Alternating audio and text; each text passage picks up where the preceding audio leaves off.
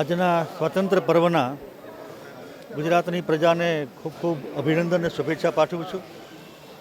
સાથે સાથે આજના 70મા સ્વાતંત્ર્ય પર્વ નિમિત્તે વડાપ્રધાન શ્રી નરેન્દ્રભાઈ મોદીએ ગુજરાતના સાંસદોએ જે મહેનત કરી એના પરિણામે અમદાવાદથી નેવાર્ક સીધી ફ્લાઇટ વાયા લંડન જે આપી છે એના માટે હું ગુજરાતની પ્રજા અને ગુજરાત સરકાર વતી હૃદયપૂર્વક આભાર માનું છું.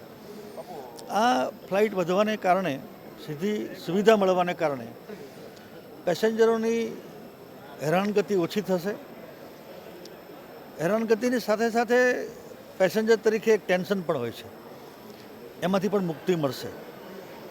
અને આગામી દિવસોમાં જ્યારે વાઇબ્રન્ટ ગુજરાત 2017 જાન્યુઆરીમાં આવી રહ્યું છે ત્યારે આવવા જવામાં આ એક વધારાની સુવિધા ગુજરાતની અને અન્ય પણ ભાગ લેનાર લાભ લેનાર પ્રજાને મળશે. હું ફરીવાર કેન્દ્ર સરકારનો આદરણીય નરેન્દ્રભાઈનો હૃદયપૂર્વક આભાર માનું છું. આ આપણી ખૂબ જ લાંબા સમયથી આપણી ડિમાન્ડ હતી કે અમદાવાદને લંડન અને ન્યૂયોર્કની ડાયરેક્ટ ફ્લાઇટ આપવી, અને હું સરકારનો અને એર ઇન્ડિયાનો હું આભારી છું. જે 15મી ચાલુ થઈ ગઈ એ દિવસે આપણો સંકલ્પ પૂરો થાય છે. ગુજરાતની એક વ્યાજબી માગ હતી અને પૂરી થઈ છે એ બદલ મને ખૂબ જ સંતોષ છે. અને હું એ પણ કહેવા માગું છું કે આ ફ્લાઇટ જે એમાં પેસેન્જર કે એવી જે તમે હમણાં કહ્યું એ પ્રમાણે પહેલેથી જ બુકિંગ થઈ ગયું છે. મને લાગે છે કદાચ ડેઇલી બેઝ પર આ ફ્લાઇટ ઓપરેટ કરવી પડે. हिंदुस्तान के अंदर जितने मेजर शहर हैं, एक तो इंटर स्टेट कनेक्टिविटी बढ़े और स्टेट के अंदर जो हर स्टेट के अंदर जो मेजर शहर हैं उनमें भी आपस में कनेक्टिविटी बढ़े. ये जो रीजनल कनेक्टिविटी की स्कीम के तहत है भारत सरकार की, हम देश को कनेक्ट करना चाहते हैं.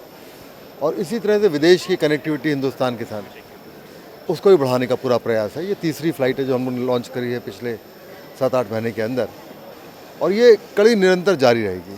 देखिए ऐसा ना, अभी किसी भी नई फ्लाइट को शुरू करने के लिए 2 चीज़ों की आवश्यकता होती है. एक तो होती है हवाई जहाज़ की आवश्यकता होती है, और फिर उसको ऑपरेट करने वाले क्रू की आवश्यकता होती है. हम लोग ने इन दोनों दिशाओं में कदम बढ़ा दिए हैं, और हवाई जहाज़ों का प्रोक्योरमेंट लीज बेसिस पे भी इसका प्रोसेस इनिशिएट कर दिया है.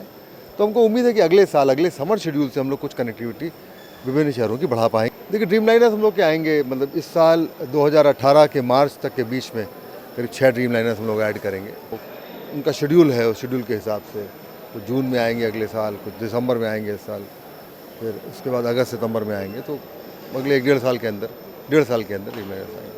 ઘણો સારો ફાયદો થશે, બિકોઝ ડાયરેક્ટ લોકોને જે બરોડા સુરત રહે છે તે લોકોને અમદાવાદથી ડાયરેક્ટ સિંગલ ફ્લાઇટ મળે છે, નોટ અ કનેક્ટિંગ ફ્લાઇટ.